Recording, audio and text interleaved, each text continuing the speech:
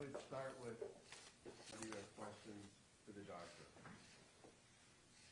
Doctor, what's your message to parents who feel like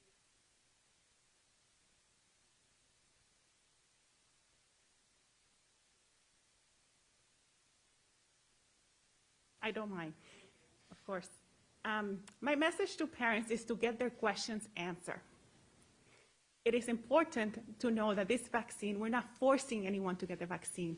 We're highly recommending the vaccine because we have seen that the benefits far outweigh the risk. As I mentioned, some kids, while tend to get less sick compared to adults, some kids have had severe illness, and some kids have died. So I highly recommend to ask their questions to the pediatricians and other people that they trust, and come to the Boston Children's website, because we have information there they can trust if they need more, if they have more questions than other people have answered for them. And but I recommend, making the appointment, getting the vaccine as soon as possible, and not delaying, because by delaying it, they may put their kids at risk of developing COVID.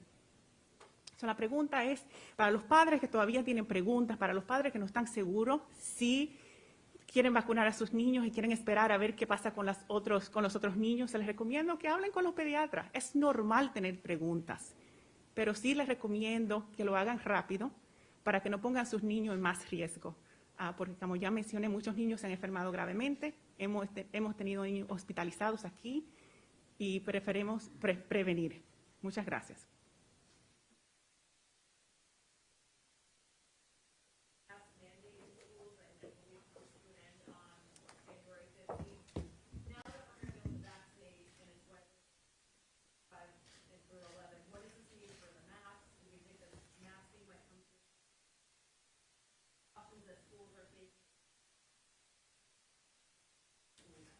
So the only rule we have statewide with respect to K through 12 education is that there's an 80% threshold. And if a school building or a school district can get over that 80% vaccinated threshold, they can make their own call with respect to whether or not they want to have masks.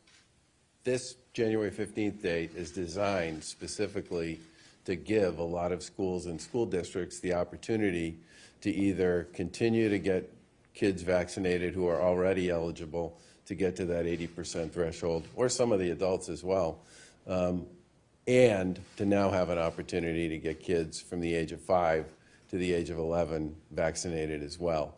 But from our point of view, the big thing here is vaccinations work. They've been proven to be safe and effective. They've had a huge impact on hospitalizations, case rates, and sort of almost everything associated with life as we know it here in Massachusetts. And the only standard we have at the state level is if you can get to 80% in your building among staff, teachers, and students, you can make the decision about whether or not you want to remove masks. But you can't do that until you're eligible to get vaccinated. And that's part of why we're so excited about having the vaccine available for kids between the ages of 5 and 11. Booking vaccination appointments on the Vaccinator website. Is there an option for parents who are looking to vaccinate multiple children at the same time? We've been hearing from some parents that getting appointments booked, if you have 2, 3 kids, could be difficult if they have to get them done at different times. Do you know the answer to that one, Commissioner? Let me get back.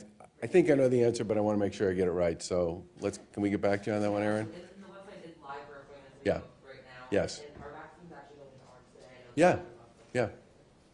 Governor, so we heard from some parents who were just eager to get shots into their children right away after the federal government's approval, and they were disappointed yesterday to see that in some other states kids were getting them Tuesday night, and they couldn't get appointments. There's a delay even if just a few days here. Why is that?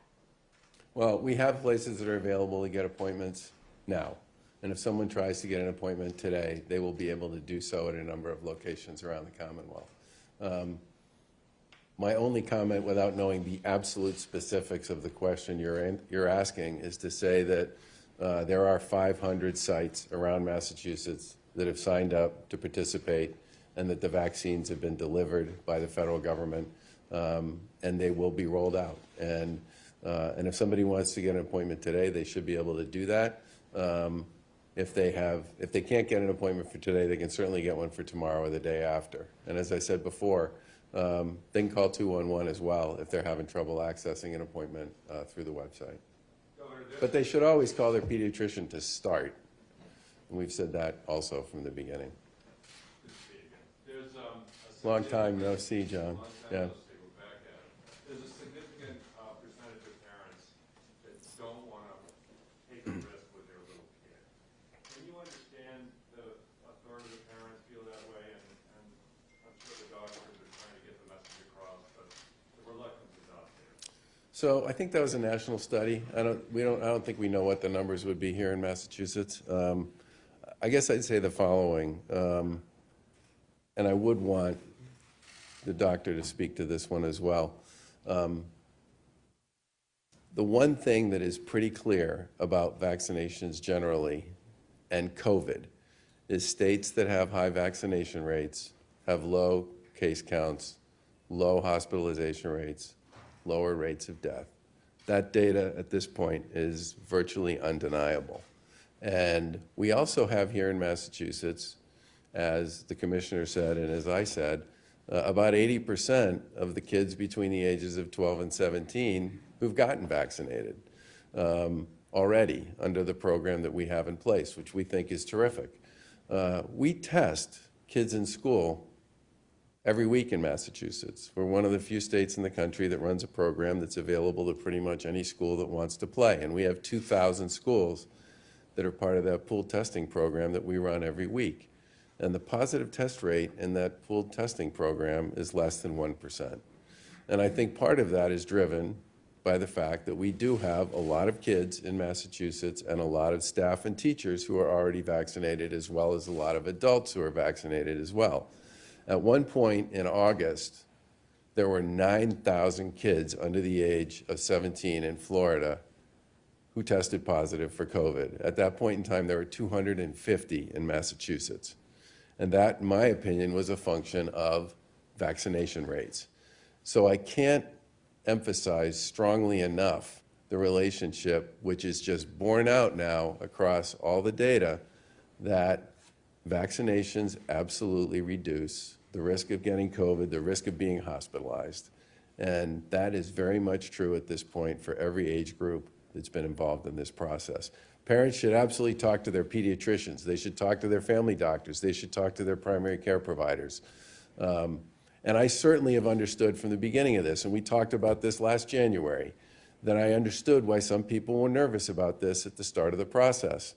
But over time, as more and more people have been vaccinated and more people have had the opportunity to think about it and to make their decision, we've continued to see increasing vaccinations here in Massachusetts. I mean, we still have some communities that are adding newly vaccinated people to their population every single month. And many of them are communities that were relatively slow to move early on in the process. Take Chelsea, for example. I mean, Chelsea's basically to the point now where almost 100% of everybody who's eligible is vaccinated. So I think the vaccines are proving themselves over time, but people should talk to their child's doctor and to their own doctors, and then make the decision based on that information. But I certainly hope, based on all the data that I've seen, that they'll decide to get their kids vaccinated, because I do believe that's the safest thing for them and for their children. But I would really like Dr. Polanco to speak to this. Thank you. Yeah, I will say that that has been my experience from the beginning. A lot of parents who have questions, and I think it's very normal to have questions. And I invite the pediatricians that if the parents don't have questions but are not taking the step to vaccinate their children, to bring it up and talk to them and to discuss what are the barriers for them. Because as a mom of 2 children who are going to turn 2 tomorrow, I can't wait for that, to hear the news that the vaccine is available to them as well, to protect them. So I share my personal experience with them. When I got my vaccine, I share my experience with other patients and how they're doing. But we have to focus on answering their questions. And so they feel comfortable when they take the step to get them vaccinated. Governor, you said earlier that 80% of kids ages 12 to 17 got one dose. I'm trying to put Mark Cook said 12, ages 12 to 15, just which one? Mine was, I'm going to check, but I'm pretty sure mine was 12, yeah, mine was 12 to 17. One of the issues with the data generally is the way it gets broken up into 12 to 15 and then 16 to 18. And we then have to sort through it to come up with the slices and dices. And there'll be a little variation on the margin there, but it's pretty fair to say that somewhere between 7.5 and 8 of every 10 teenagers in Massachusetts have had at least one dose, and probably close to 7 out of 10 are fully vaccinated. My other question was, how many doses have we received from the kids before you started? Yeah. What do we have for pediatric? I think 380,000. Last question. But again, I don't expect there's going to be a shortage with respect to that going forward. Governor, what's your administration's plan for meeting the 2016 clean energy law going forward in the wake of the main ballot question's approval on Tuesday? So, first of all, we're discussing this with both the folks at Avangrid and some of the folks on our own team as well to determine what the next move here might be.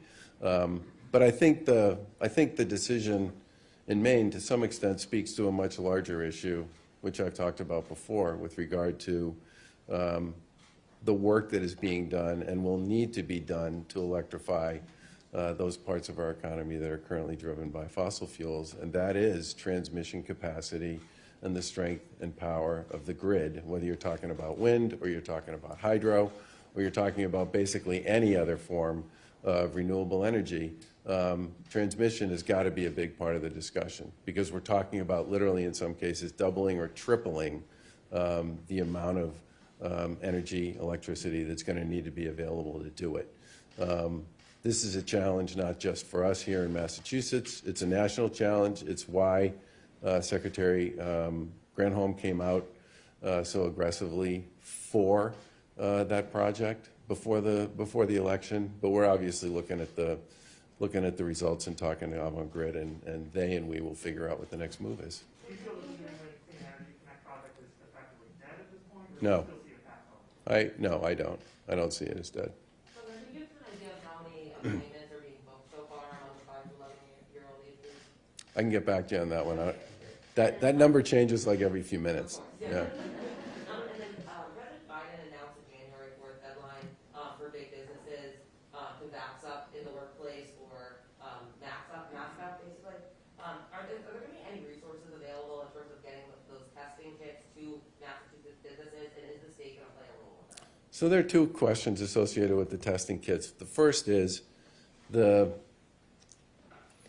feds have gotten a lot more, in my opinion, serious and aggressive about appreciating the value and the importance of rapid tests.